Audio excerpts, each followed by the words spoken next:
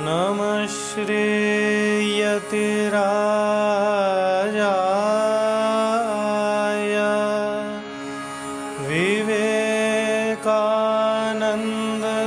विवेकानन्दसूरये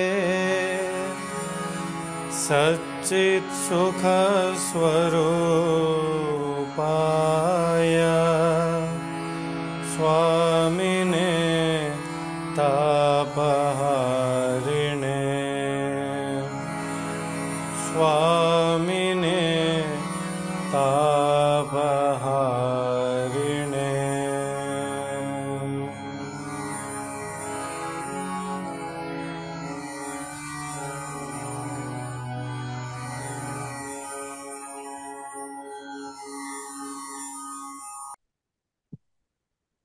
निश्वसितं वेदाः यो वेदेभ्योऽखिलं जगत् निर्ममे तमहं वन्दे विद्यातीर्थमहेश्वरम्।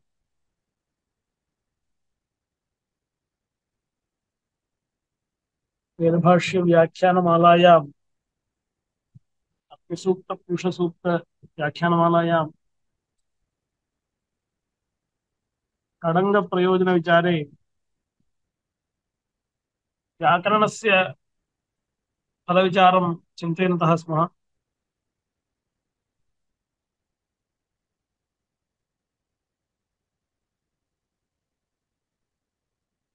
तत्र यस्तु प्रयुङ्क्ते कुशलो विशेषे शब्दान्यथावद् व्यवहारकाले सोऽनन्तमाप्नोति जयं परत्र वाग्योगिविद् दुष्यति चापशब्दैः।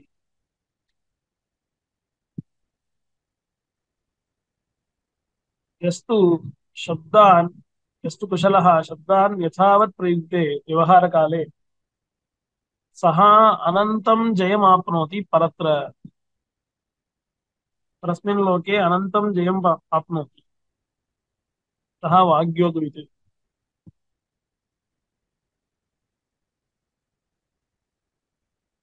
अत्र यद्यपि अवाग्योगवित् नाम तद्भिन्नः इति नोक्तं किन्तु दुष्यति चापशब्दैः दुष्यति इत्यत्र कर्ता कः इति चेत् अवाग्योगवित्।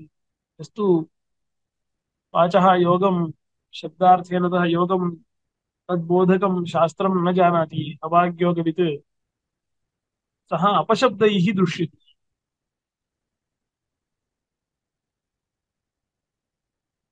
कः इत्यत्र यद्यपि अवाग्योगविदेव दृश्यति किन्तु श्लोकपद्येऽस्मिन् अवाग्योगविद् पदाभावात् उभयत्र एकस्यैव अनन्तं जयमाप्नोति यः स एव अपशब्दैः दृश्यति इत्यपि उच्यते। कुतः इति चेत् यथैव अयं साधुशब्दान् पठति एवम् अपशब्दानपि पठति तद्भिन्नत्वज्ञानार्थम्। अतः पुण्यवत् पापप्राप्तिरपि अस्य अस्ति इति अवाग्योगविदः पापप्राप्तिः इति आदौ शङ्क्यते। यो हि शब्दान् जानाति अपशब्दानप्य असौ जानाति। यथैव हि शब्दज्ञाने धर्मः एवम् अपशब्दज्ञानेपि अधर्मः प्राप्नोति। अस्य शब्दज्ञानेन यादृशः धर्मः एवम् अपशब्दज्ञानेन अधर्मो भवति। अस्तु धर्मः अस्ति खलु इति वक्तुं न शक्यते, भूयान् अधर्मः प्राप्नोति। अतः साधुशब्दः एकः, अपभ्रंशाः बहवः सन्ति। अथवा भूयान् अधर्मः प्राप्नोति, भूयांसः हि अपशब्दाः अल्पीयांसः शब्दाः।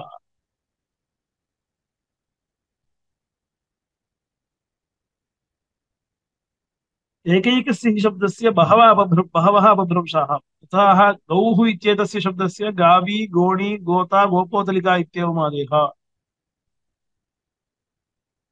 अतः व्याकरणज्ञानेन धर्मोऽपि भवति अधर्मोऽपि भवति। अधर्मोऽपि भवति इत्युच्यते चेत् तर्हि एवं व्याकरणप्रयोजनं न भवति खलु। इदं ज्ञात्वा छात्राः पठने न प्रवर्तेरन् चेत् समाधानं वदति।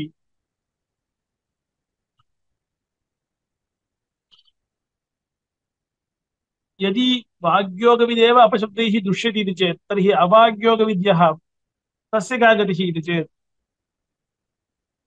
अवाग्योगविद्या अस्ति तस्य पापं न भवति।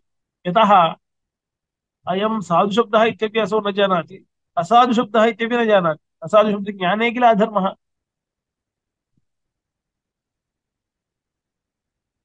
असाधुशब्दज्ञानं तस्य नास्ति इत्यतः तस्य अज्ञानं तस्य शरणं भवति।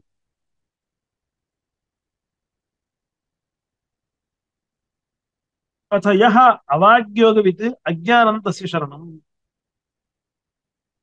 सः साधुशब्दानपि न जानाति, तस्य धर्मोत्पत्तिरपि नास्ति। असाधुशब्दान् न जानाति, अतः अधर्मोत्पत्तिरपि तस्य नास्ति। इत्यतः अवाग्योगविदः अज्ञानं तरणं शरणम् इत्युक्ते न अत्यन्ताय अज्ञानं शरणं भूतमर्हति। विषमोपन्यासः।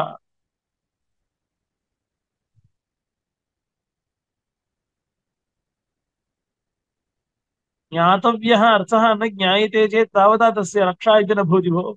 साधुशब्दज्ञानं तेन अवश्यं साधुशब्दो ज्ञातव्यः। अज्ञातस्य अवाग्योगविदः अज्ञानमात्रेण पापसम्बन्धाभावः इति वक्तुं न शक्यते। किमर्थम् इति चेत् यो ह्यजानन् वै ब्राह्मणं हन्यात् सुरां वा पिबेत् सोऽपि मन्ये पतितः स्यात्। नाम वस्तुजन्यं फलं किञ्चित् भवति,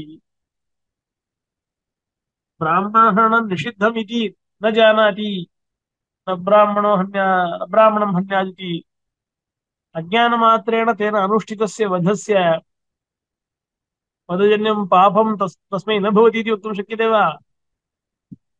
अजानन् वा हननेऽपि पापं तु पापमेव। यो अजानन् वै ब्राह्मणं हन्यात् सुरां वा पिबेत् एवं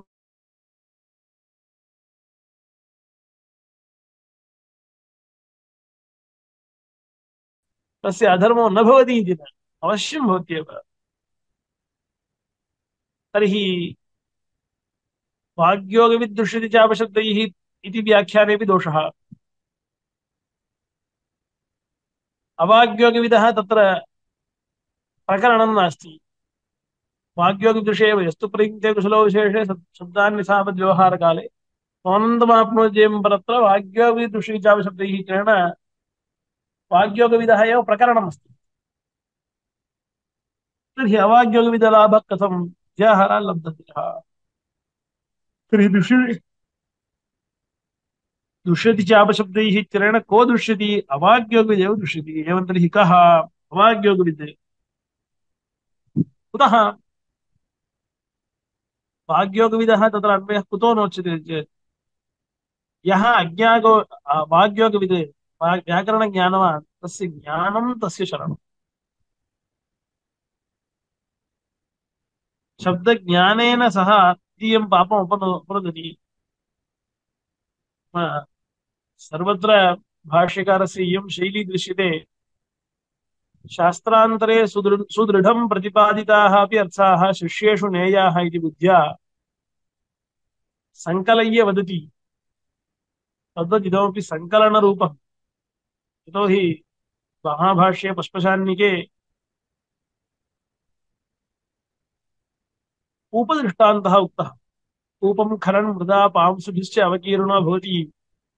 एवमेव साधुशब्दज्ञानार्थम् अपशब्दज्ञानं भवति ततः प्राक् अपभ्रंशानां ज्ञानम्। अतः भूयान् अधर्मः प्राप्नोति। सोऽप्सु सञ्जातासु तथैव तं गुणमासादयति।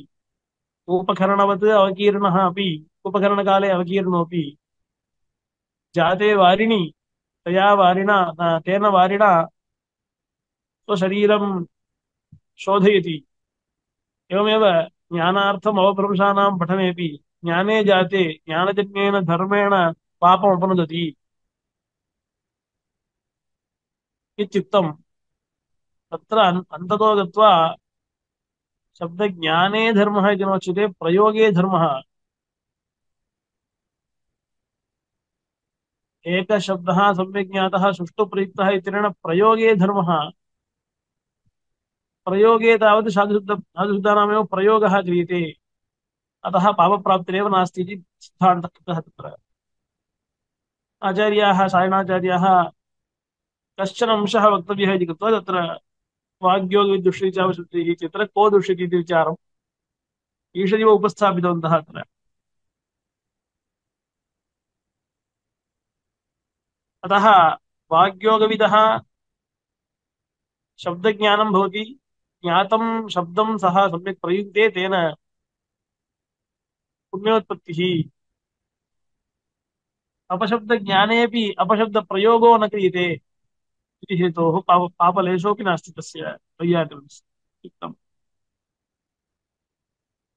इति वस्तु प्रयुङ्क्ते अविद्वांसः अतः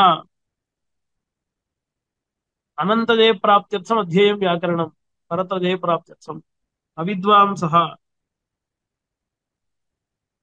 अविद्वांसो येन प्रत्यभिवादे पृथिवी विदुः तावन्तेषु तु विप्रोष्य स्त्रीष्विव अयमहं वदेत् अविद्वांस प्रत्यभिवादे नाम्नो येन पृथिवी विदुः प्रत्यभिवादः नाम नामगोत्रादिपूर्वकं प्रणामे कृते उच्चारणपूर्वकं तैः आशीर्विषयकं वाक्यं प्रयोक्तव्यं तद्वाक्यं प्रत्यभिवादसंज्ञकं भवति तस्मिन् प्रत्यभिवादवाक्ये प्लुतिः कार्या प्रत्यभिवादे शूद्रे शूद्रविषये यत् प्रत्यभिवादवाक्यं तस्य टेः प्लुतः स्यात् कश्चित् गोत्रनामादिकम् उच्चार्य वन्दनं नमस्कारं करोति चेत् आयुष्मान् भव गोविन्द इति प्लुतिः कार्यम् तत्र नामोच्चारणे पृथः नामोच्चारण अभावे केषाञ्चन पृथः भो राजन्यविषाम्ये इति वाच्यते इत्यादि विचाराः विकल्पविचाराः सन्ति तत्र उक्तं यस्तु एवं प्लुतिं कर्तुं न जानाति प्रतिविवादे शूद्रे इत्यनेन या प्लुतिः विहिता तादृशं प्लुतिं कर्तुं यः न जानाति तद्विषये तादृशः नमस्कारः एव न कर्तव्यः तादृशः नमस्कारः नाम स्त्रीष्विव अयमहम् इति तूष्णीं प्रणामः कार्यः न तु नामगोत्राद्युच्चारणपूर्वकं नमस्कारः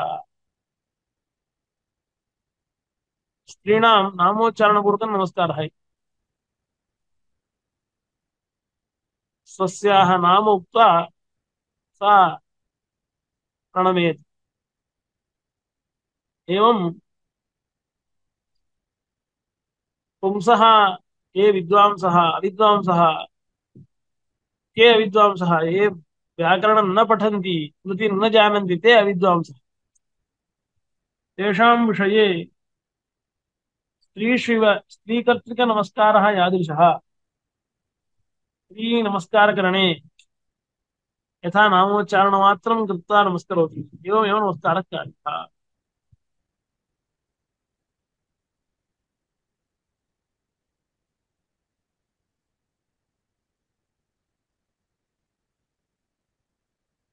कामन्तेषु तु विप्रोष्य स्त्रीष्विव अयमहं वदेत् स्त्रीवन्माभूम इत्यध्येयं व्याकरणम्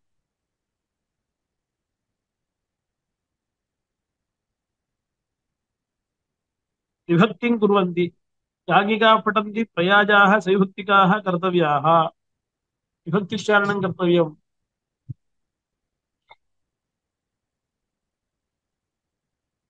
अन्तरेण न च अन्तरेण व्याकरणं प्रयाजाः सविभक्तिकाः शक्याः कर्तुं तस्मादध्येयं व्याकरणम् विभक्तिज्ञानं व्याकरणेनैव भवति इति हेतोः विभक्तिज्ञानलाभार्थम् अध्येयं व्याकरणम् तस्मादध्येयं व्याकरणम् यो वा इमां पदशः स्वरशः अक्षरशः वर्णशः वाचं विदधाति सः आर्त्विजीनो भवति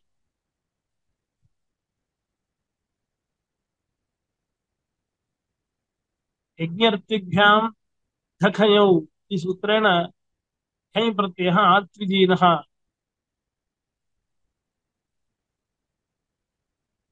यज्ञमर्हति याज्ञिको यजमानः ऋत्विजमर्हति आर्त्विजीनः यजमानः यज्ञत्विभ्यां तत्कर्मार्हति इत्युपसंख्यानम् यज्ञशब्दात् ऋत्विकशब्दाच्च यज्ञकर्म अर्हति ऋत्विकर्म अर्हति इत्यर्थे भी क्षय प्रत्ययः तथा च ऋत्विजः यत्कर्म क्रियां क्रिया कार्यं तत्कर्म अर्हति इत्यर्थे क्षय प्रत्ययः आर्त्विजीनः नाम ऋत्विकर्म कर्तुम् अर्हति यः सः आर्त्विजीनः यः इमां वाचं पदशः स्वरशः अक्षरशः अनुदात्तादिस्वरशः अक्षरशः वर्णशः वाचं विदधाति जानाति धारयति सः आर्त्विजीनः भवति अतः आर्त्विजीना स्याम इति अध्येयं व्याकरणम् चत्वारि चत्वारि शृङ्गात्रयोऽस्य पादाद्वे शीर्षे सप्तहस्तासोऽस्य त्रिधा बद्धो वृषभोरोरवीति महो देवो मर्त्याम् आविवेश अस्य मन्त्रस्य कश्चिदेकः अर्थः अस्माभिः इतः प्राक् दृष्टः आरम्भे ग्रन्थारम्भे चत्वारि शृङ्गा ब्रह्म यजमान होता अध्वर्युः इति शृङ्गाख्य अध्वर्यविशिष्टाः द्वे शीर्षे पत्नी यजमानश्च इति शीर्षभूतौ सप्तहस्ता सह गायत्र्यादीनि सप्तछन्दांसि त्रिधा बद्धः प्रातःसवन माध्यन्दिनसवन तृतीयसवनाख्य तृतीयसवन त्रिषु सवनेषु बद्धः वृषभः वर्षणाद् वृषभः इष्टपदः इष्टार्थप्रदः मर्त्यान् आविवेश इत्यनेन यज्ञस्वरूपमुच्यते इति एकः अर्थः दृष्टः किन्तु अस्माभिः सम्प्रति व्याकरणस्वरूपपरतया अर्थः दृश्यते महाभाष्यकारैः तथा वर्णितं चत्वारि शृङ्गा त्रयोऽस्य पादा इत्यस्य चत्वारि शृङ्गानि तानि कानि चत्वारि पदजातानि नाम आख्यात उपसर्ग निपात रूप पदसमूहः चत्वारि चतुर्धा विभक्तः पदसमूहः चत्वारि शृङ्गा इति शृङ्गाख्येन उच्यते त्रयोऽस्य पादाः भूतभविष्यद्वर्तमानाख्याः त्रयः कालाः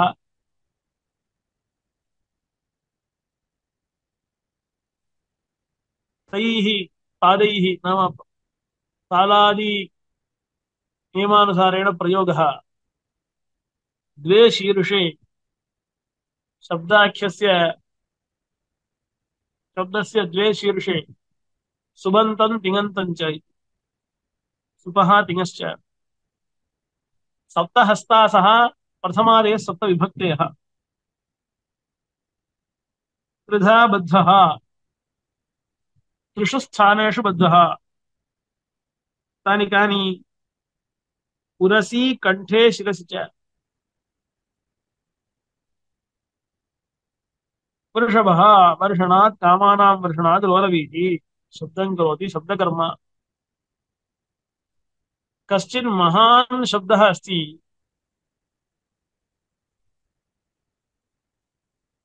तस्य शब्दात्मकस्य देवस्य चत्वारि शृङ्गानि नामाख्यात उपसर्गाख्यानि तस्य महतो देवस्य त्रयः अस्य पादाः भूतभविष्यद् वर्तमानाख्याः तैः पादैश्चरति द्वे शीर्षे सुप्रत्ययः तिङ् प्रत्ययः इति च सप्तहस्तासः प्रथमादि सप्तविभक्तयः तस्य देवस्य हस्तत्वमापन्नाः सन्ति त्रिधा बद्धः उरसि कंठे आत्मा बुद्ध्या समेत्यार्थान् मनोयुक्ते योक्षया मनः कायाग्निमाहन्ति सप्तैरेति मारुतम् सोदीर्णो मूर्ध्निविहितो वक्त्रमापाद्य मारुतः इत्यनेन उरसः वायुः गच्छति शिरः पर्यन्तं गत्वा पुनः प्रतिहतः प्रतिनिवृत्तः कण्ठस्थानम् आगत्य तत्तत्स्थानाद् व्यभिघातरूपेण बहिः शब्दं व्यञ्जयति इति हेतोः त्रिषु स्थानेषु सः शब्दः बद्धः। तादृशः महादेवः मर्त्यान् आविवेश। ईदृशः देवः क्व भवति? यः वैयाकरणः तं मर्त्यम् आविवेश अयं मर्त्यः, अयं देवः। तादृशेन महता देवेन नः साम्यं समता कदा भवति? यदि वयमपि व्याकरणं पठामः, व्याकरणं जानीमश्चेत् तर्हि तादृशः महान् देवः अस्मास्वपि भवति। महता देवेन न साम्यं स्यादित्यध्येयं व्याकरणम्। महता देवेन नः तादात्म्यं यथा स्यादित्यध्येयं व्याकरणम्। चत्वारि इति द्वयोर्मन्त्रयोः प्रतीकम्। चत्वारि शृङ्गा इत्येकः मन्त्रः, अपरो मन्त्रः चत्वारि वाक्परीमिता पदानि तानि विदुर्ब्राह्मणा एमानीषिणाः गुहात्रीणि निहीतानेङ्गायन्ति तुरीयं वाचो मानुष्या वदन्ति।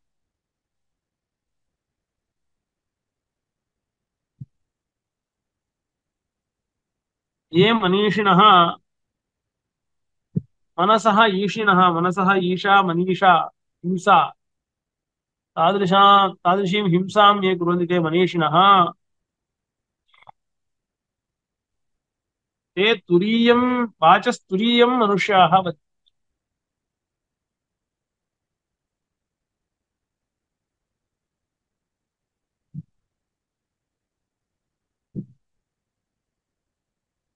गुहायां त्रीणि निहितानि न इङ्गयन्ति।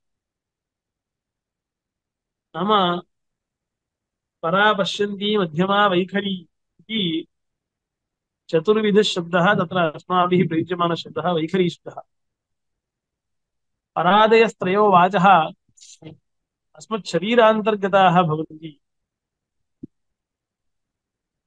अत्यन्तं ज्ञातुम् अशक्याः अस्माभिः। एवं मध्ये त्रयः शब्दाः सन्ति इति वयं न जानीमः, किन्तु भवन्ति ते शब्दाः। तादृशः शब्दः अस्ति इति को जानाति? तानि शब्दानि विदुः ये ब्राह्मणा मनीषिणः, ये ज्ञानिनः मनीषिणः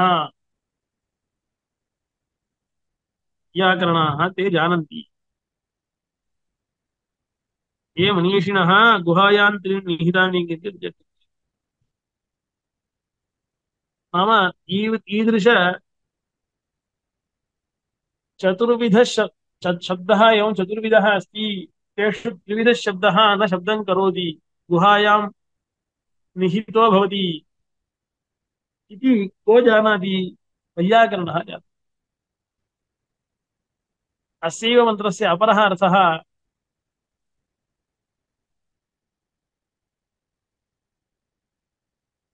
चत्वारि वाक्परिमिता पदानि। वाचः चतुर्धा विभागः चेत् नामाख्यातोपसर्गनिपाताः इति चेत् सामान्यतः अवैयाकरणैः जनैः चतुर्धा विभक्तस्य शब्दस्य एकं कञ्चन भागं जानन्ति। नाम 100 शब्दाः सन्ति चेत् तत्र 25 शब्दान् जानन्ति। प्रयुञ्जते च अवैयाकरणः जनः, अवैयाकरणाः जनाः। अतः सर्वशब्दज्ञानं तेषां न भवति।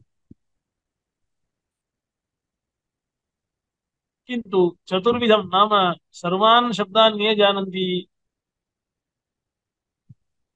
मनीषिणः जानन्ति। यतः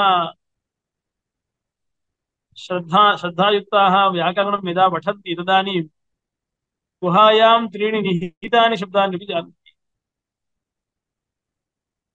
अतः सम्पूर्णज्ञानावाप्तये अध्येयं व्याकरणम् इति अनया ऋचा उच्यते। उतत्वः पश्यन् नदादर्शवाचा उतत्वः शृण्वन्न शृणोत्येनां तोत्वस्मै तन्वा विसस्रे जाये भवत्या उशती सुवासा आह।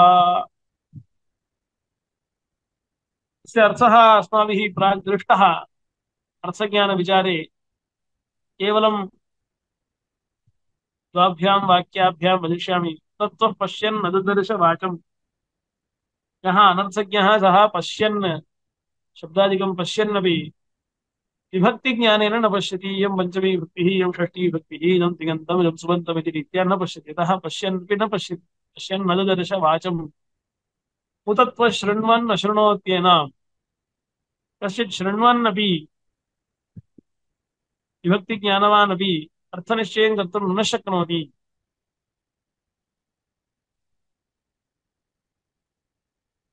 कुतो त्वस्मै तन्वा विधस्वे यस्तु शब्दज्ञानवान् अर्थज्ञानवांश्च तस्मै शब्दः स्वयम् अर्थं प्रकाशयति यथा अत्ये कामयमाना जाया इव तो त्वस्मै तन्वा विधस्वे जायेव पत्या उशती सुवासाः पत्ये कामयमाना जाया इव शब्दः प्रीत्या अध्येतारं पश्यति तस्मै अर्थं बोधयति स्वतः विद्वांसमाहार्थं तस्मै अन्यस्मै तन्वं विशस्ये तन्वं विवृणुते जायेव पत्ये उशती सुवासाः यथा जाये पत्ये कामयमाना सुवासाः स्वमात्मानं विवृणुते एवं वाक् वाग्विदे स्वमात्मानं विवृणुते वाङ् नो विवृणुयादित्यध्येयं व्याकरणम्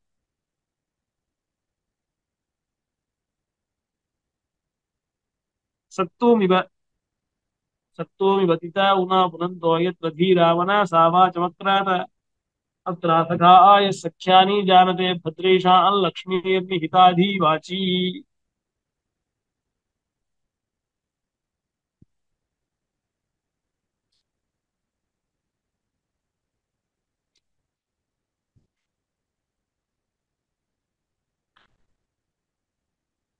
सत्तुः सचतेः दुर्धावो भवति शोधनं भवति कसतेर्वास्य विपरीतस्य विकसितो भवति इति शब्दशब्दवित्पत्तिः कसतेर्वा विपन्नः तत्तुं तित उना पुनन्तः तितौ इत्यस्य परिभवनं भवति ततवद्वा तुर्णवद्वा व्यसने इत्यनेन नोकः इति वा विस्तरणं कृत्वा विस्तीर्य क्रियते धीराः ध्यानवन्तः मनसा प्रज्ञानेन वाचमकृत वाचमकृषत नाम यथा लोके अपशब्दाः सन्ति साधुशब्दाश्च सन्ति तत्र ज्ञानिनः व्याकरणज्ञानेन सत्तुं तितौना पुनन्तः यथा परिभवनं कुर्वन्ति सत्तुनः एवं वाचः परिभवनं कुर्वन्ति धीराः ध्यानयुक्तः मनसा प्रज्ञानेन वाचम् अकृत वाचम् अकृषत तादृशे मार्गे स्थितः सन् अत्र असखाय सख्यानि जानते सखायः सख्यानि सायुज्यानि अस्य प्रयत्नस्य यत् फलं तादृशं फलं जानते यतः कथं जानते येषां वाची भद्रा लक्ष्मीः निहिता स एष दुर्गो मार्गः एकगम्यः वाग्विषयः वाचैव अवगन्तुं शक्यः यः अस्ति वाग्विषयः स दुर्गः तत्र सायुज्यप्राप्तिः केषां भवति शब्दज्ञानवतां भवति यतः तेषां वाचि लक्ष्मीः निहिता अस्ति स एष दुर्गो मार्गः एकगम्यः वाग्विषयः के पुनस्ते के सख्यानि जानते वैयाकरणाः कुत एतत् भद्रेषां लक्ष्मीर्निहितादि वाची येषां वाची भद्रा लक्ष्मीः निहिता भवति लक्ष्मीः नाम का लक्षणात् भासनात् परिमृढा भवति शब्दस्य लक्षणं ते जानन्ति इत्यतः लक्षणेन शब्दज्ञानं सम्यक् अवगच्छन्ति अतः दृढा भवति अतः ते सायुज्यानि जानन्ते यस्तु अवैयाकरणः तस्य अर्थज्ञानं न भवति इति हेतोः सायुज्यप्राप्तिः फलावाप्तिर्न भवति सारस्वतीं याज्ञिकाः पठन्ति आहिताग्निः अपशब्दं प्रीज्ञानः प्रायश्चित्तीयां सारस्वतीमिष्टिं निरूपयति आहिताग्नेः अपशब्दप्रयोगे अस्ति सारस्वतीष्टिः इति प्रायश्चित्तरूपेण कर्तव्या भवति इति प्रायश्चित्तम् तर्हि यस्तु अवैयाकरणः सो न जानाति कः शब्दः कः अपशब्दः इति तर्हि अपशब्दप्रयोगेण तस्य प्रायश्चित्तीयो भवति सः। यस्तु वैयाकरणः स तु साधुशब्दान् जानाति तेषां प्रयोगं च करोति इति हेतोः तस्य प्रायश्चित्तं न भवति। सः प्रायश्चित्तीया मा भूम इत्यध्येयं व्याकरणम्। दशम्यां पुत्रस्य जातस्य नाम विदध्यात्। नाम च कीदृशं घोषवद् आदि अन्तरन्तस्थम् अभिनिष्ठानान्तं द्व्यक्षरं चतुरक्षरं वा नाम कृतं कुर्यान्न तद्धितम्। नामकरणं पित्रा कर्तव्यं, तच्च नाम कीदृशं स्यात्? घोषवत् आदि, आदिमः वर्णः घोषसंज्ञकः भवेत्। मध्ये नाम्नः मध्ये अन्तस्थः यथा स्यात् अन्तरन्तस्थम्।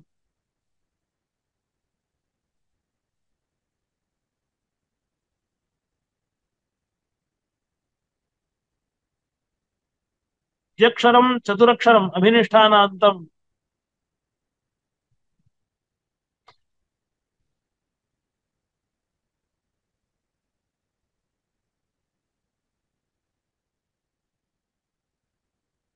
द्व्यक्षरं चतुरक्षरं वा नाम कृतं कुर्यान्न तद्धितम्।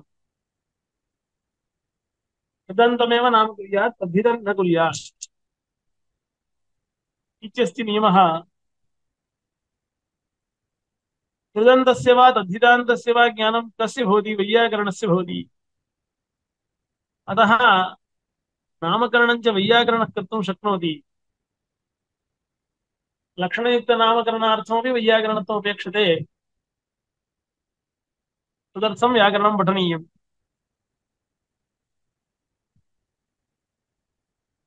न च अन्तरेण व्याकरणं कृतः तद्धिता वा शक्याः विज्ञातुं तस्माद् अध्येयं व्याकरणम्। सुदेवो असि वरुण, वरुणस्य स्तुतिः क्रियते। हे वरुण त्वं सुदेवः असि। कुतः? यस्य ते सप्त सिन्धवः काकुदम् अनुक्षरन्ति। सप्त सिन्धवः विभक्त्याख्याः, सप्त विभक्तयः, सिन्धुवाक्याः सप्त विभक्तयः काकुदम् अनुक्षरन्ति। सप्त सिन्धवः सप्त विभक्तयः काकुत् नाम जिह्वा, काकु उद्यते अस्मिन् इति काकुत्, सा अस्मिन् उद्यते सा अस्मिन् विद्यते इति काकुदं तालु। तादृशं तालु सप्त सिन्धवः अनुक्षरन्ति। तथा यथा सूर्मिः स्थूला स्थूला लोहप्रतिमा,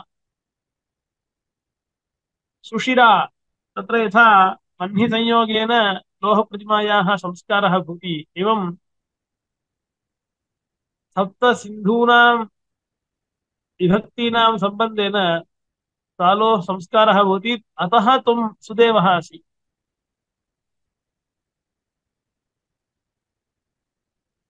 तास्मिन् विजिते इति। अतः मह अस्माकमपि सुदेवत्वं महता देवेन साम्यं स्यादित्यर्थं व्याकरणम् अध्येयम् इति आनुषङ्गिकप्रयोजनानि।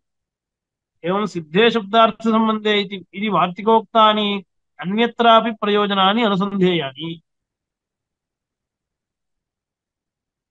आनुषङ्गिकप्रयोजनानि एतानि। इतोपि सिद्धे शब्दार्थसम्बन्धे इत्यनेन शब्दज्ञानम् अर्थज्ञानं लघुना उपायेन शास्त्रज्ञानं स च लघुरुपायः कथम् इति विस्तृततया तत्र वार्तिके विचारः कृतः। अन्यान्यपि प्रयोजनानि अनुसन्धेय। अतः रक्षोहागमलघ्वसन्देहः प्रयोजनमिति मुख्यानि प्रयोजनानि उक्तानि, ततः आनुषङ्गिकानि च प्रयोजनानि उक्तानि। एतानि फलानि सन्ति इति हेतोः अध्येयं व्याकरणम्। तत्र वेदार्थज्ञानार्थम् अत्यन्तम् अपेक्षितं चेत् आगमः अस्ति। वैयाकरणेन ब्राह्मणेन निष्कारणो धर्मषडङ्गो वेदोऽध्येतो ज्ञेयश्च इति। एवं प्रथमं वेदानां रक्षार्थम् अध्येयं व्याकरणम् इति यत् प्रयोजनमुक्तं, एवम् ऊहः असन्देहः लघुः इति रक्षोहागमलघ्वसन्देहः प्रयोजनम् इत्यत्र मुख्यप्रयोजनानि तावन्ति अर्थज्ञानार्थमेव तत्रापि वेदार्थज्ञानार्थमेव प्रवृत्तानि आनुषङ्गिकानि क्वचित् लौकिके विषये परिचरन्ति चेदपि यथा दशम्यां पुत्रस्य आत्मीयीना स्याम इत्यादीनाम् अन्यत्र सम्बन्धेपि वेदार्थज्ञानार्थमेव प्रवृत्तं व्याकरणं यतः मुख्यप्रयोजनेन अवगम्यते वेदरक्षा वेदमन्त्राणाम् ऊहः वेदः अस्ति पठनीय व्याकरणपठने प्रवर्तकः लघुना उपायेन शुद्धज्ञानम् असन्देहः इति सन्देहाभावः इति वैयाकरणस्य प्रयोजनम् उक्तम् ततः तादृशज्ञानावाप्तये अस्माभिः व्याकरणम् अध्येयम् अथ निरुक्तप्रयोजनम् उच्यते अर्थावबोधे निरपेक्षतया पदजातं यत्रोक्तं तन्निरुक्तम्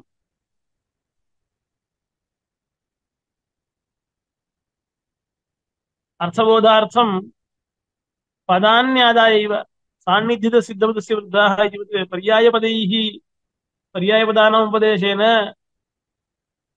यत्र अर्थावबोधः भवति निरपेक्षतया पदजातं यत्रोच्यते निरपेक्षतया नाम परस्पर अनन्विततया पदजातं पदजातं तु सर्वत्र भवत्येव पदसमूहः निरपेक्षतया पदजातं यत्र उच्यते तन्निरुक्तम् यथा गौः ग्मा अजमा क्ष्माक्षा क्षमा इत्यारभ्य वसवः वाजिनः देवपत्न्यः देवपत्न्यः इत्यन्तः यः पदानां समाम्नातः तस्मिन् ग्रन्थे पदार्थावबोधाय परापेक्षा न विद्यते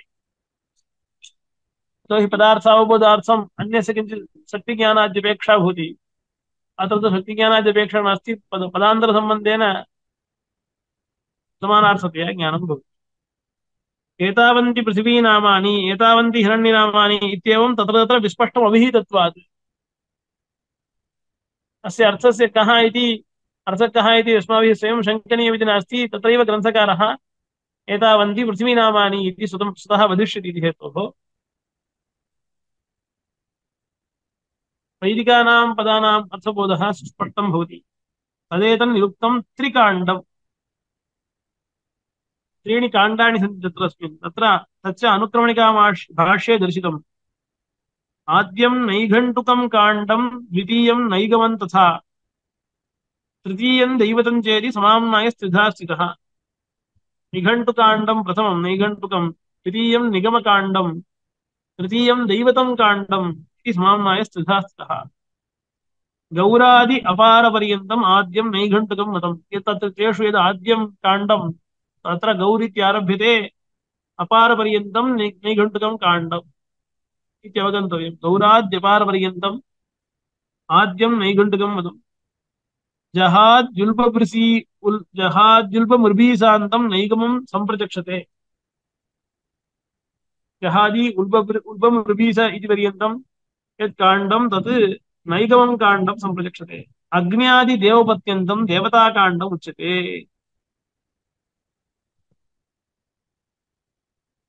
अग्न्यादि देवपत्न्यान्तं यत् काण्डं तद् देवताकाण्डम् इत्युच्यते अग्न्यादिदेवी ऊर्जाहुत्यन्तः क्षितिगत गण्डः क्षितिगतो गणः तत्रापि देवताः त्रिविधाः त्रिषु लोकेषु विद्यमानाः तत्र अग्न्यादि देवी ऊर्जाहुत्यन्तः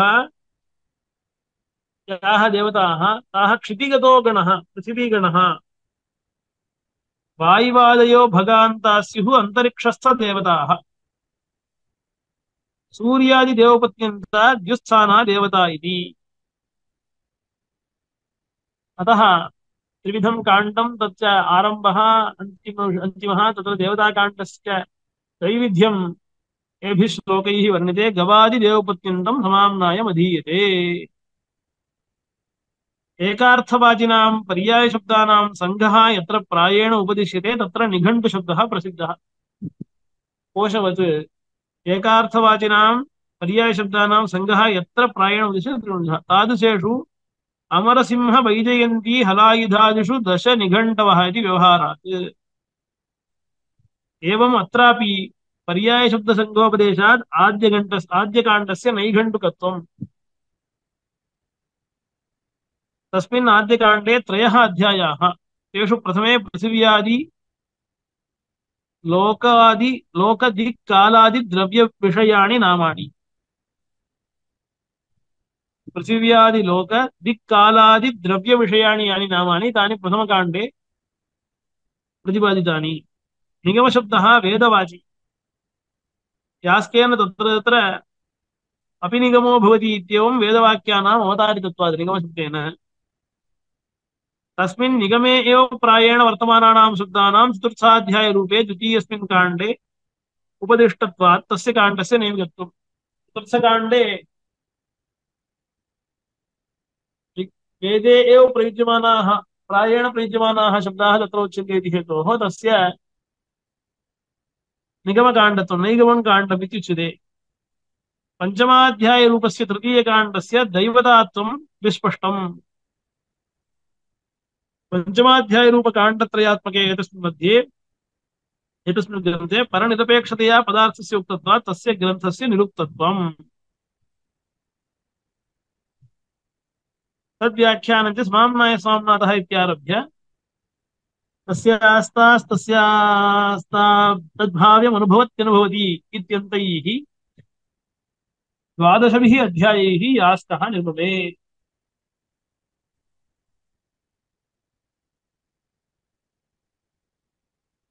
आदितस्त्रयः अध्यायाः निघण्टु सदृशाः। चतुर्थाध्यायस्तु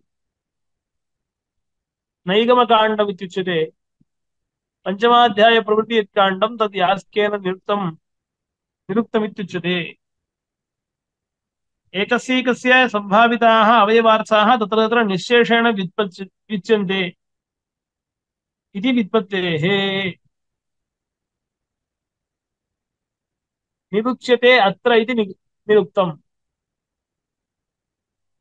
निःशेषेण उच्यन्ते इति व्युत्पत्तेः निरुक्तम् इत्युच्यते। तत्र हि चत्वारि प्रजातानि नामाख्याते च उपसर्गनिपाताश्च इति प्रतिज्ञाय उच्चावचेष्वर्थेषु निपतन्ति इति निपातस्वरूपं निरूप्य एवम् उदाहृतम्। नेति प्रतिषेधार्थीयो भाषायाम् उभयम् अन्वध्यायम् नेन्द्रम् देवमंस्तेति प्रतिषेधार्थीयः।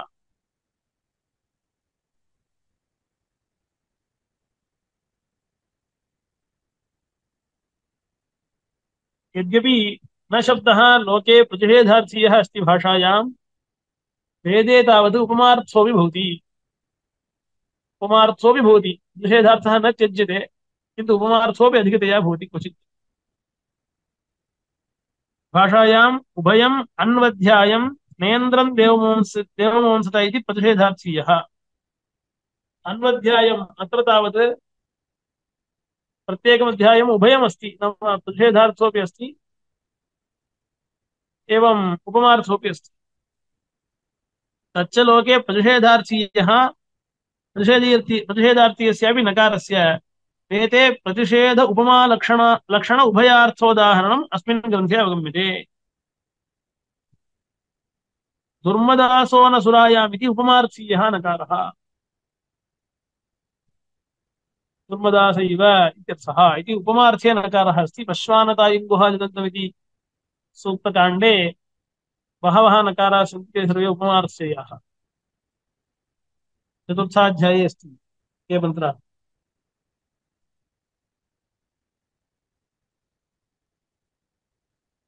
एवं ग्रन्थकारेण उक्ताः तत्तत्पदनिर्वचनविशेषाः तत्तन्मन्त्रव्याख्यानावसरे एव अस्माभिः उदाहरिष्यन्ते। अर्थविशेषः व्युत्पत्तिवशात् ग्रन्थकारेण तत्र तत्र उक्तः, सः व्याख्यानावसरे भाष्यकारैः प्रदर्श्यते। न च निर्वचनानां निर्मूलत्वं शङ्कनीयम्। तादृशं यन्निर्वचनं तस्य प्रमाणमस्ति वा प्रामाण्यमस्ति वा चेत् एवं न शङ्कनीयम्। एतद्व्युत्पत्त्यर्थमेव ब्राह्मणेषु पदनिर्वचनानां केषाञ्चिदुक्तत्वात्।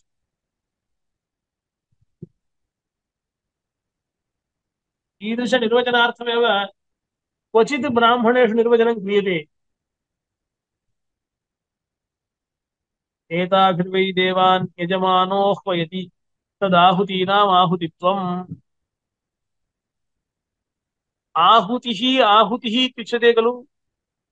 अस्य आहुतिः इति कुतः उच्यते इति चेत् एताभिः देवान् यजमानः आह्वयति, अतः आह्वानकरणत्वाद् आहुतिः इत्युच्यते इति तद् आहुतीनाम् आहुतित्वम् इत्यत्र उक्तम्।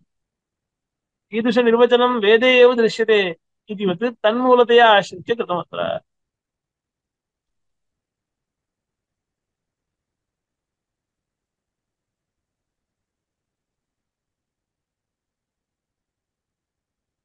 तमिदन्द्रं सन्तमिन्द्र इत्याचक्षते परोक्षेण। एवं यदप्रथयत् तत् पृथिव्यै पृथिवीत्वम् इति तैत्तिरीयब्राह्मणे। एवं रीत्या वेदे एव तत्र निर्वचनानि दृश्यन्ते। अतः एवम् अर्थनिर्वचनस्य व्युत्पत्तिकल्पनस्य अप्रामाण्यं न वर्णनीयम्, उक्तमेव तत्। ग्रन्थकारोऽपि तत्र तत्र निर्वचनमूलभूतब्राह्मणानि उदाहरिष्यति, स्वातन्त्र्येण निर्वचनं न करोति। कीदृशः अर्थः इत्युक्त्वा तत्र हेतुभूतं ब्राह्मणमपि उपदिशति तत्र तत्र। अतः तत्र प्रामाण्यशङ्का न कार्या। केषाञ्चिन् निर्वचनानां व्याकरणबलेन सिद्धावपि न सर्वेषां सिद्धिरस्ति। यदि अत्यन्तं व्याकरणेनैव सिद्धिः अस्ति तर्हि निरुक्तस्य अपेक्षा नास्ति। यदि अत्यन्तं व्याकरणेनैव सिद्धमिति चेत् व्याकरणेन सिद्धा व्युत्पत्तिः प्रदर्श्यते इति हेतोः निरुक्तस्य व्याकरणशेषतावृत्तिः। अस्तु व्याकरणशेषता इति वक्तुं न शक्यते। व्याकरणशेषत्वे सति षडङ्गानि इति नश्यति। यतोहि वेदस्य अङ्गभूतं व्याकरणं, तस्य पुनः अङ्गं निरुक्तमिति चेत् तद् वेदस्य अङ्गं न भवति। अतः काचित् व्युत्पत्तिः प्रदर्श्यते, तत्र व्याकरण सर्वं व्याकरणसिद्धमेव भवति इति न, तदसिद्धमपि भवति।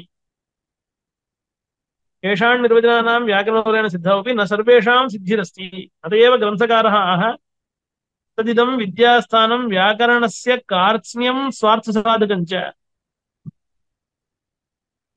निरुक्तरूपं यद् विद्यास्थानं तद् व्याकरणस्य कार्त्स्न्यं,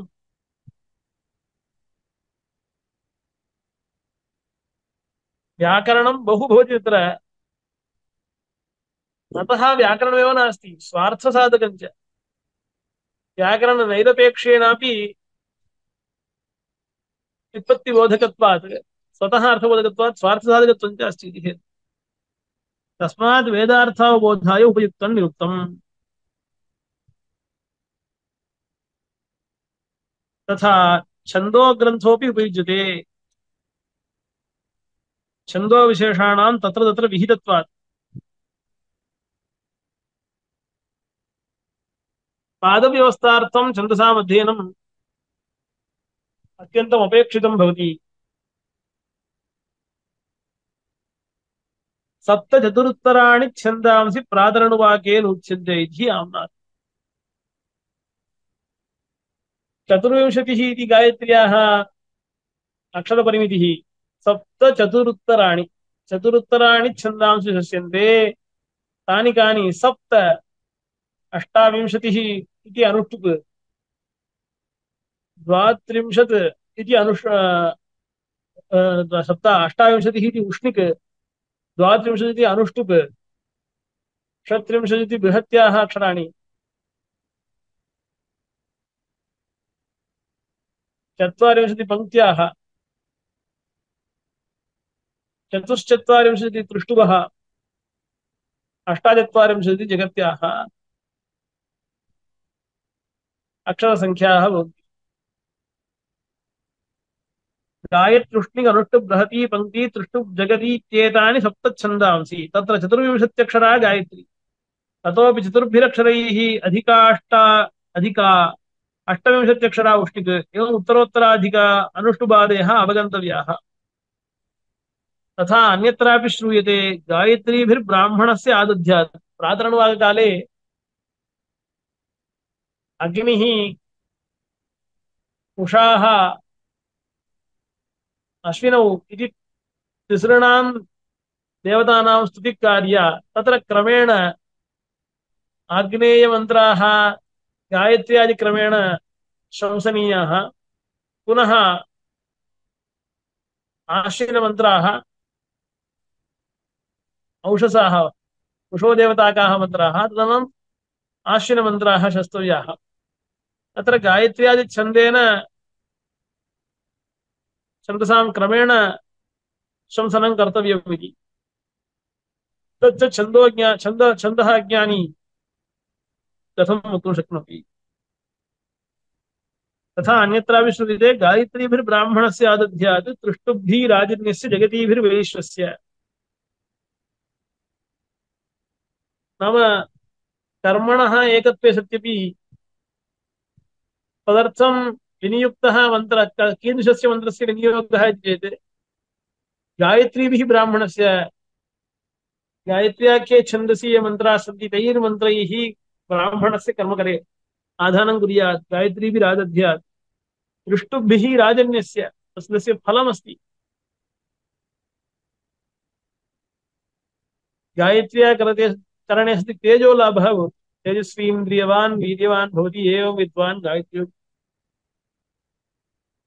दृष्टुः करणे किं फलम् इति चेत् दृष्टुप् छन्दसः वीर्यवत्तमस्ति तदुत्रेष्टुभं वीर्यं वै दृष्टुप् वीर्यलाभः भवति राज्ञां वीर्यस्य शौर्यस्य अपेक्षा अस्ति इति हेतोः दृष्टुभिः राजन्यस्य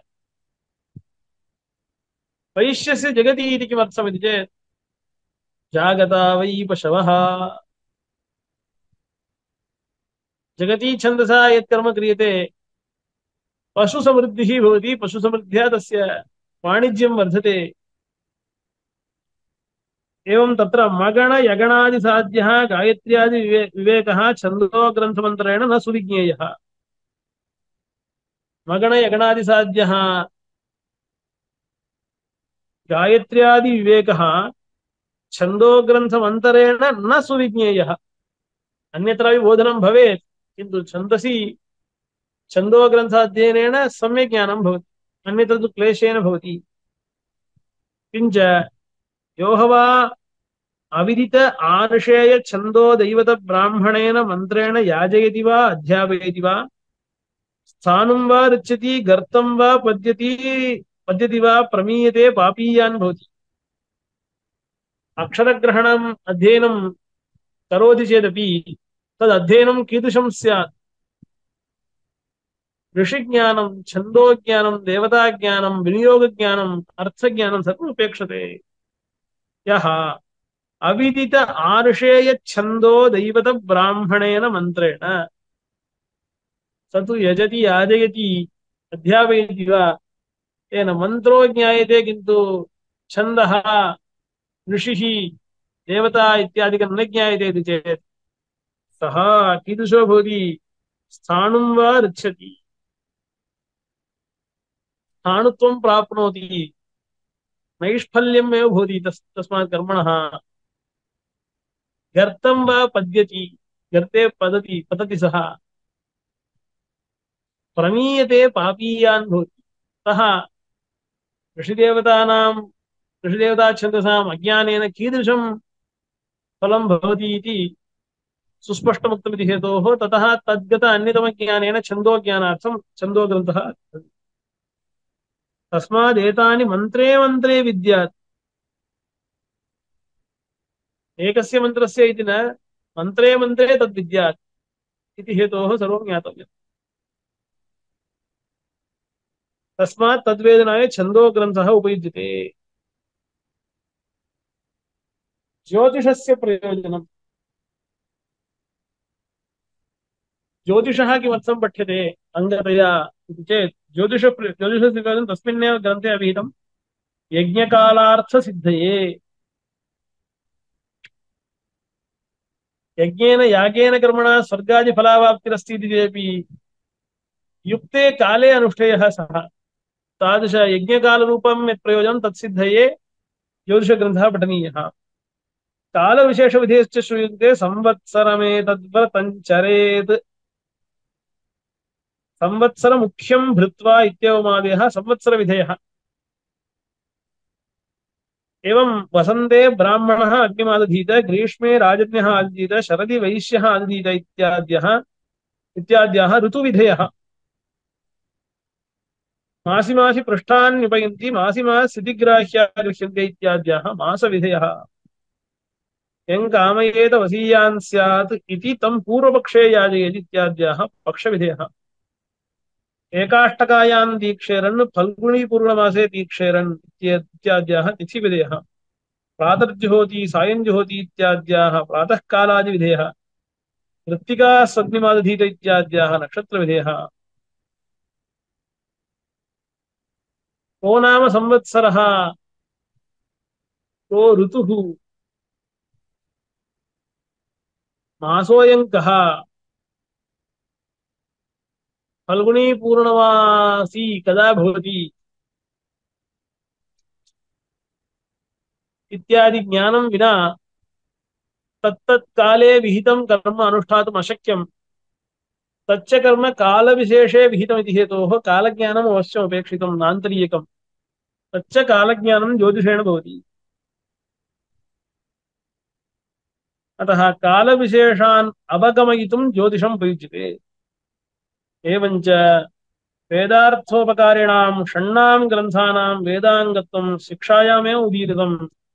छन्दः पादौ तु वेदस्य, हस्तौ कल्पोऽथ उच्यते। छन्दः पदभिन्नः, छन्दः वेदस्य पादौ भवतः,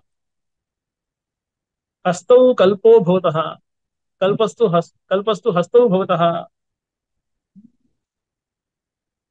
ज्योतिषामयनं चक्षुः, ज्योतिषां नक्षत्रादीनाम् अयनं गमनं तादृश ज्ञानं यदस्ति तत् चक्षुस्वरूपम्। अतः ज्योतिषग्रन्थः चक्षुस्वरूपः भवति। निरुक्तं श्रोत्रमुच्यते।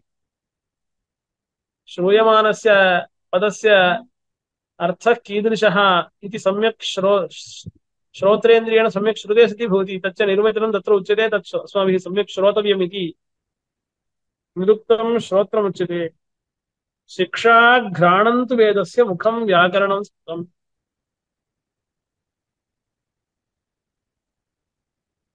वर्णादिबोधिका या शिक्षा अस्ति सा घ्राणरूपा अस्ति। अतः तयैव अवगम्यते सम्यक् उच्चार्यमाणस्य सुगन्धयुक्तता वा अथवा दुर्गन्धयुक्तता इति। मुखं व्याकरणं स्मृतम्। उच्चार्यमाणस्य शब्दस्य स्वरूपं व्याकरणेन अवगम्यते। अतः उच्चारणं वाचैव मुखेनैव भवति इति हेतोः व्याकरणं मुखतुल्यं सम्पन्नं। मुखं व्याकरणं स्मृतम्। तस्मात् साङ्गमधीत्यैव ब्रह्मलोके महीयते। अतः वेदार्थज्ञाने षडङ्गानाम् उपयोगः, षडङ्गानां ज्ञानं नान्तरीयकम् इति षडङ्गानां माहात्म्यं वर्णितम्। न एतावता तृप्तिः पुराणन्यायादीनामपि ज्ञानमपेक्षते। षडङ्गवत् पुराणादीनामपि वेदार्थज्ञानोपयोगः याज्ञवल्क्येन स्मर्यते। पुराणन्यायमीमांसा धर्मशास्त्राङ्गमिश्रिताः वेदास्थानानि विद्यानां धर्मस्य चतुर्दश।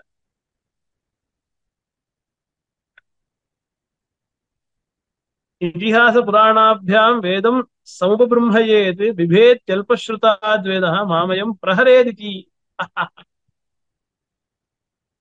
यस्तु इतिहासं वा पुराणं वा सम्यक् न श्रुतवान् न पठितवान् सः अल्पश्रुतः। अल्पश्रुतात् बिभेति वेदः।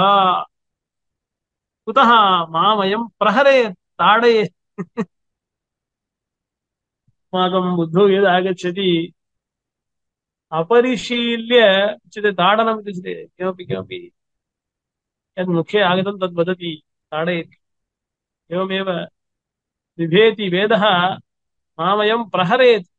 अन्यथा ज्ञात्वा अयं वेदः दुष्टः अस्य तात्पर्यं ज्ञात्वा ताडयेत् इति अन्यत्रापि स्मर्यते। ऐतरेय तैत्तरीय काठकादि शाखासु उक्तानि हरिश्चन्द्रनाचिकेताद्युपाख्यानि धर्म ब्रह्मावबोधोपयुक्तानि तेषु तेषु इतिहासग्रन्थेषु स्पष्टीकृतानि। ऐतरेय ब्राह्मणे हरिश्चन्द्रोपाख्यानम् एकम् उपाख्यानमस्ति। तैत्तिरीय ब्राह्मणे नाचिकेतोपाख्यानमस्ति। ऐतरेयोपाख्यानं धर्माभिवर्धकम् हरिश्चन्द्रोपाख्यानम्। हरिश्चन्द्रो राजा पुत्रप्राप्तये वरुणं प्रार्थयति, यदि मम कश्चित् पुत्रो जायते तं पुत्रं हविर्भागरूपेण तुभ्यं दास्यामि। तेन प्रीतः पुनः पुत्रं यच्छेत् इति तस्य चोदना आसीत्। यतोहि पुत्रः एव अत्यन्तम् उत्तमं फलं।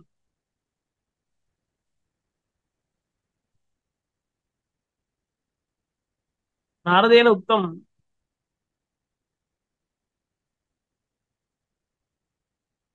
ऋणमस्मिन् सन्नयत्यमृतत्वं च गच्छति पिता पुत्रस्य जातस्य पश्चेच्चेत् जीवतो मुखं नापुत्रस्य लोकोऽस्ति इति हि तत्सर्वे इति अपुत्रः यः अस्ति तस्य लोको नास्ति।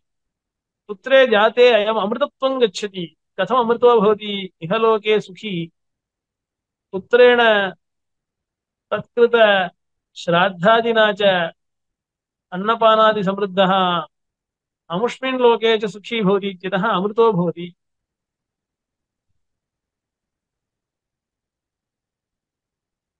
इति पुत्रप्रशंसायां पुत्रप्राप्तये वरुणं प्रति प्रार्थयति। स च पुत्रो जायते, किन्तु वरुणं सः वञ्चयति हरिश्चन्द्रो राजा। पुत्रे प्रीतिवशात् अनन्तरं यागं करिष्यामि इति दन्तेषु उत्पन्नेषु यक्षे तदनन्तरं वरुणः आगच्छति, किन्तु अयं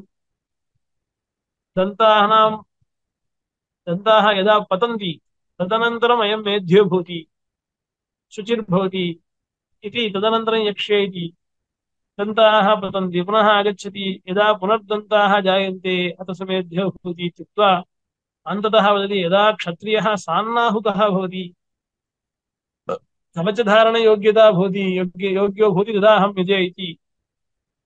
स च कालः यदा आगच्छति पुत्रमाहूय वदति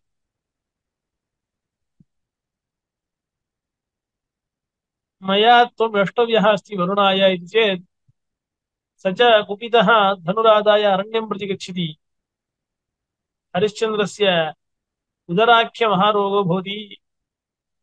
तदनन्तरं तत् श्रुत्वा पुनः पुत्रः रोहितः गृहं प्रति आगन्तुं प्रयतते। तदानीम् इन्द्रः प्रतिबद्धं जनयति। एवं 6 संवत्सरपर्यन्तं सः रुग्णो भवति। तदनन्तरं ऋषिकुमारं कञ्चन आनीय तेन यजति। तत्र ऋषिकुमारस्य का गतिः, कथं हरिश्चन्द्रस्य रोगविमोको जातः इत्याद्युपाख्यानं हरिश्चन्द्रोपाख्यानमिति। स एव देवरातः इत्युच्यते। शुनश्शेफः शुनःपुच्छः शुनोलाङ्गूलः इत्यत्र शुनश्शेफः इति मध्यमः पुत्रः तं ऋषिकुमारम् आदाय तेन यागं कर्तुम् उद्युजते। तत्र महर्षयः तं नियोक्तुं विशसितुं वा न शक्नुवन्ति, तादृशं कर्म न कर्तव्यमिति। तत्र आजीगर्तिः एव अजीगर्तः अहं करिष्यामि मह्यं धनं दीयतामिति कृत्वा करोति इति। तत्र धर्मस्य प्रशंसा, तं वचः पालनीयम् अन्यथा किं भवति इति विषयः तत्र हरिश्चंद्रोपाख्याने बोधितः एवं नाचिकेतोपाख्याने ब्रह्मपदार्थज्ञानं बोधितं तादृश धर्म ब्रह्मावबोधक उपयुक्तानि तत्र वेदे वर्णितानि सुस्पष्टं पुराणेषु अभिहितानि तेषु तेषु इतिहासग्रन्थेषु स्पष्टीकृतानि उपनिषदुक्ताः सृष्टिस्थितिलयादयः ब्राह्मपद्मवैष्णवादिपुराणेषु स्पष्टीकृताः अतः यः ब्राह्मादिपुराणं पठति निःशेषमर्थम् अवगच्छति अल्पश्रुतः यत्किञ्चित् वर्णयति इति वेदः अस्माद् बिभेति तत्र पुराणलक्षणं सर्गश्च प्रतिसर्गश्च वंशो मन्वन्तराणि च वंशानुचरितं चेति पुराणं पञ्चलक्षणम् अतः इतिहासपुराणादीनां ज्ञानमुपेक्षितमिति हेतोः इतिहासस्य पुराणस्य च किञ्चित् फलं वर्ण्यते इति सृष्ट्यादेः पुराणप्रतिपाद्यत्व अवगमात् न्यायशास्त्रे प्रमाणप्रमेय संशयप्रयोजनदृष्टान्तादीनां षोडशपदार्थानां निरूपणात् तदनुसारेण इदं वाक्यम् अस्मिन् अर्थे प्रमाणं भवति नेतरदिति निर्णयः कर्तुं शक्यते पुराणं न्यायमीमांसा इति चतुर्दश विद्यास्थानानि यानि तासाम् अपेक्षा क्रमेण उच्यते एवं पूर्वोत्तरमीमांसयोः वेदार्थोपयोगः अतिस्पष्टः एव मन्वत्रि विष्णुहारीतादिप्रोक्तासु स्मृतिषु वेदोक्तसन्ध्यावन्दनादिविधयः प्रपञ्चिताः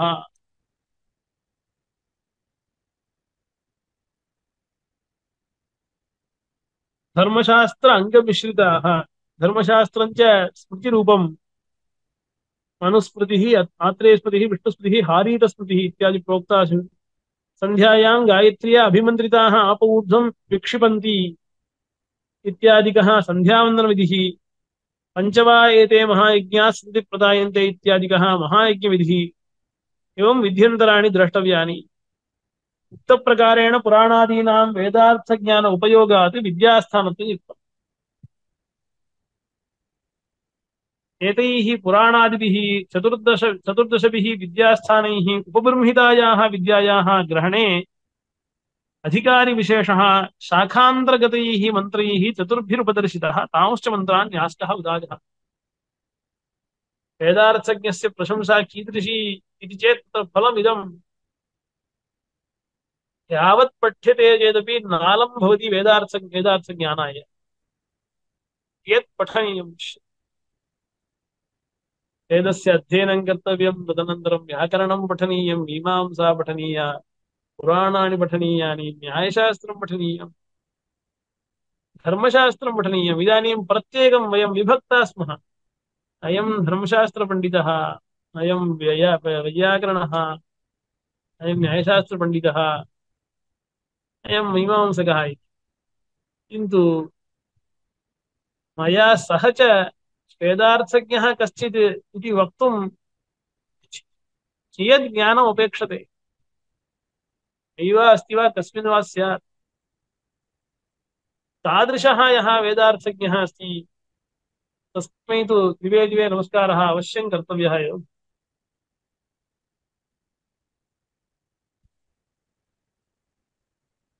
तत्र अयं प्रथमो मन्त्रः विद्याः वै ब्राह्मणमाजगाम गोपायमा शेवधिष्ठेऽहमस्मि असूयकायानृजवेयताय नमा प्रब्रूया वीर्यवती तथा स्याम् विद्याभिमानी देवता ब्राह्मणम् उपदेष्टारम् आचार्यम् आजगाम प्रविशति आगत्य च किं प्रार्थयामास एवं प्रार्थयामास हे ब्रह्मण माम् अनधिकारिणे अनुपदिश्य पालय अधिकारी यः अस्ति तस्मै माम् उपदिश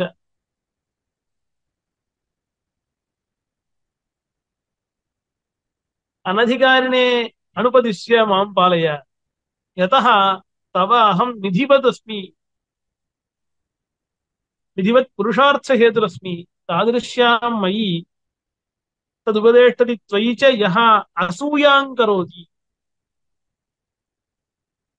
निधिं यः निधित्वेन वाञ्छति पुरुषार्थतया न वाञ्छति विधित्वेन यः वाञ्छति एवं तादृशाध्ये तर्हि त्वयि च यः असूयां करोति यश्च आर्जवेन विद्यां न अभ्यस्यति ऋजुना मार्गेण विद्यां प्राप्तुं न यतते योऽपि स्थानाचमनादि आचारणीयतो न भवति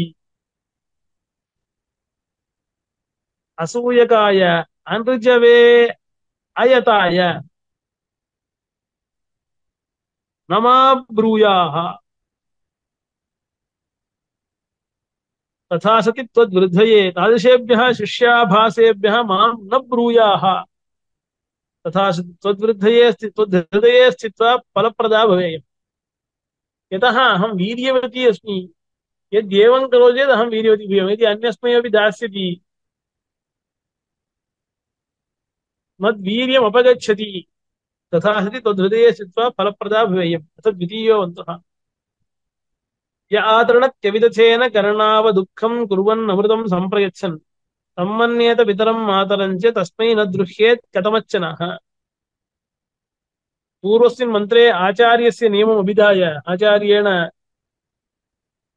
शिष्यः कीदृशश्चेतव्यः शिष्यः कीदृशः स्यात् यस्मै उपदेशकार्यः इत्यादि उक्तम् अस्मिन् मन्त्रे शिष्यस्य नियमः विधीयते वितथम् अनृतम् अपुरुषार्थभूतं लौकिकं वाक्यं तद्विपरीतं सत्यं वेदवाक्यम् अपि तथम् तादृशेन वाक्येन यः आचार्यः शिष्यस्य कर्णौ आतृणत्ति सर्वतः तर्दनं पूरणं करोति उपसर्गवशात् औचित्याच्च तृणत्ति धातोः अर्थान्तरे वृत्तिः वस्तुतः पूर्णार्थकत्वं नास्ति किन्तु उपसर्गवशात् औचित्याच्च धातूनाम् अनेकार्थत्वेन पूर्णार्थता सर्वदा वेदं यः श्रावयति आचार्यः किं कुर्वन् आतृणत्यविदथेन कर्णौ अदुःखं कुर्वन् मंदप्रज्ञस्य माणवकस्य आदौ अर्धर्चं ऋचं वा ग्रहीतुम् अशक्तस्य यथा दुःखं न भवति तथा पादैकदेशं वा ग्राहयन् आचार्यः बोधयति चेदपि बोधनं शिष्यस्य श्रमाय यथा न स्यादिति विचिन्त्य तस्य ग्रहणयोग्यम् आदौ पाठयति अर्धर्चं वक्तुम् अशक्यं चेत् तर्हि पादौ अथवा पादैकदेशः इति विभागं कृत्वा यः ग्राहयति अमृतं सम्प्रयच्छन् किञ्च अमृतं सम्प्रयच्छन् अमृतत्वस्य देवजन्मनः मोक्षस्य च मोक्षस्य वा प्रापकत्वात् अमृतं वेदार्थः अमृतत्वेन उच्यते तस्य प्रदानं कुर्वन् यः आचार्यः अस्ति तादृशम् आचार्यं किमिति मन्येत तं तादृशम् आचार्यं सच्छिष्यः मुख्यमातापितृरूपं मन्येत तं मन्येत पितरं मातरं च तस्मै न द्रुह्येत् कथमच्छन तादृशाय आचार्याय न द्रुह्येत् तं तादृशम् आचार्यं सच्छिष्यः मातापितृरूपं मन्येत पूर्वसिद्धौ तु मातापितरौ अधमस्य मनुष्य शरीरस्य प्रदानाद् अमुख्यौ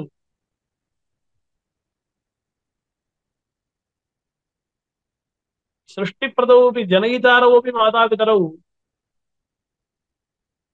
शरीरस्य जनयितारौ शरीरं च दुःखजनकम् आचार्यस्तु अमृतं प्रयच्छति मोक्षमार्गम् उपदिशति इति हेतोः तादृशः आचार्यः एव मुख्यमातापितृरूपः तस्मै मुख्यमातापितृरूपाय आचार्याय एकमपि द्रोहं न कुर्यात् इति द्वितीयः मत्तः यदि कुर्युः तेषां का गतिः इत्यर्थे अध्यापिता ये गुरुं नाद्रियन्ते विप्रा वाचा मनसा कर्मणा वा यथैव ते न गुरोर्भोजनीयाः तथैव तान् न भुनक्ति श्रुतं तत् ये अधमाः विप्राः गुरुणा अध्यापिताः सन्तः विनयोक्त्या तदीय हितचिन्तनेन शुश्रूषया वा गुरुं न आद्रियन्ते, गुरुं न पूजयन्ति, आदररहितास्ते शिष्याभासाः गुरोः न भोजनीयाः। भोजनं नाम अत्र गुरोः अनुभवयोग्याः न भवन्ति।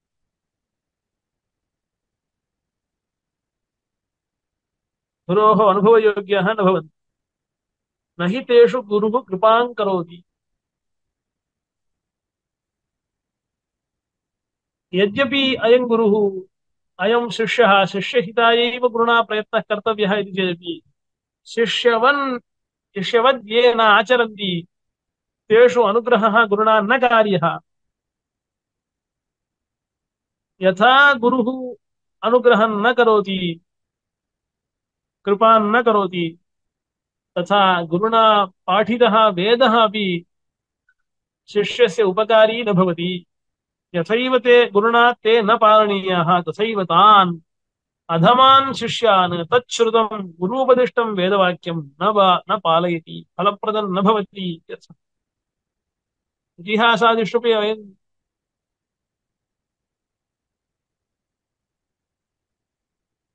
अश्रौष्म यत् कर्णस्य नैपुण्ये सत्यपि तदीया विद्या श्रमकाले तस्य उपकारिणी नासीत्, यतः सः विनयः नासीत् इति, यथा सत्यवादी नासीत् तादृशः एव अर्थः उच्यते। अध्यापिताः शिष्याः गुरुं प्रति न द्रुह्येत्, गुरवे न द्रुह्येत्, यदि विनयतया आचरणं न कुर्वन्ति तदीयः वेदः न पालयति। अथ चतुर्थो मन्त्रः। यमेव विद्या शुचिमप्रमत्तं मेधाविनं ब्रह्मचर्योपन्नं यस्ते न द्रुह्येत् कथमच्चनाः तस्मै मा ब्रूया निधिपाय ब्रह्मन्। हे आचार्य, यमेव मुख्यशिष्यं शुचित्वादिगुणोपेतं जानीयाः, किञ्च यः मुख्यशिष्यः तुभ्यं कदाचिदपि न दृश्येत् तस्मै तु मुख्यशिष्याय त्वदीयनिधिपालकाय ब्रह्मन् वेदरूपां मां विद्यां ब्रूयाः। सर्वं परीक्ष्य दीयताम्। शुचित्वादिगुणोपेतः अधिकारी अस्ति तावन्मात्रं सः द्रोही न भवेत्, कदाचिदपि न दृह्येत्। तादृशाय निधिपालकाय, यतोहि वेदः निधिरूपः अस्ति, निधिपालनं च कथं भवति, ईदृशेनैव कर्तुं शक्यं, न तु अपहरणेन। यस्तु गुरोः विद्या अध्येया तदनु सा स्वयं पालनीयः। नाम किमस्ति, गुरुशुश्रूषादिकं न कार्यमिति यो मन्यते सः विद्यापहारः अपहारकः भवति। त्वदीयनिधिपालकाय ब्रह्मन् वेदरूपां मां विद्यां ब्रूयाः। तस्मै मा ब्रूयाः निधिपाय ब्रह्मन्। मा ब्रूया नाम मह्यं, मां, द्वितीया एकवचनं, न तु निषेधार्थकं। तस्मै मा ब्रूया निधिपाय ब्रह्मन्। इत्थं विद्या देवतया प्रार्थितत्वात् आचार्येण मुख्यशिष्याय वेदविद्या उपदेष्टव्या। तदर्थं ऋग्वेदः अस्माभिः षडङ्गानुसारेण व्याख्यायते। मन्त्रब्राह्मणात्मके वेदे ब्राह्मणस्य मन्त्रव्याख्यान उपयोगित्वात् आदौ ब्राह्मणम् आरण्यकसहितं च व्याख्यातम्। ब्राह्मणस्य मन्त्रव्याख्यानोपयोगित्वात्, मन्त्रव्याख्यानार्थं ब्राह्मणम् उपेक्षते इत्यतः विनियोगार्थम्, अतः आदौ ब्राह्मणस्य ब्राह्मणम् आरण्यकाण्डसहितं व्याख्यातम्। अथ तत्र तत्र ब्राह्मणोदाहरणेन मन्त्रात्मकः संहिता ग्रन्थः व्याख्यातव्यः। स च अग्निमीळे इत्यारभ्य यथावस्तुसहस्ति इत्यन्तः अष्टकाण्डैः दशमण्डलैः चतुष्षष्ट्याध्यायैः पञ्चाशीत्यनुवाकैः ईषदधिकसहस्रसूक्तैः ईषदधिकद्विसहस्रवर्गैः ईषदधिकाभिः दशसहस्रसङ्ख्याभिः ऋग्भिश्च उपेतः संहिता भागः। तस्य च ग्रन्थस्य कृत्स्नस्य आम्नादक्रमेणैव सामान्यविनियोगः विनियोगः एकैकस्याः ऋचः विनियोगः।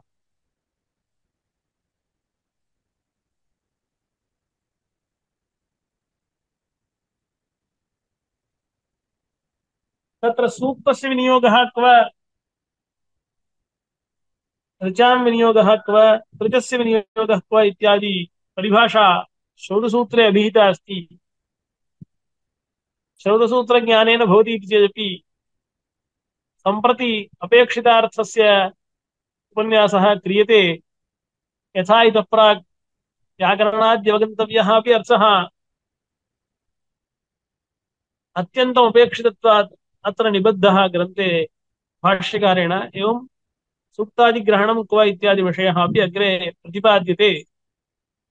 ततः वयं चिन्तनं श्वः नेष्यामः। इतः अत्र अद्यतनस्य चिन्तनस्य उपसंहारः। यस्य निःश्वसितं वेदाः यो वेदेभ्योऽखिलं जगत् निर्ममे तमहं वन्दे विद्यातीर्थमहेश्वरम्।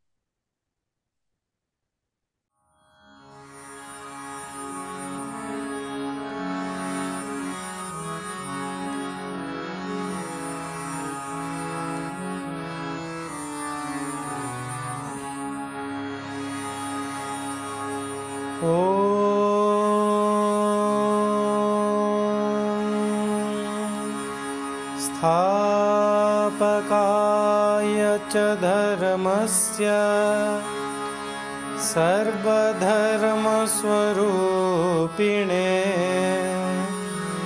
अवतारवरिष्ठाय रामकृष्णाय ते नमः।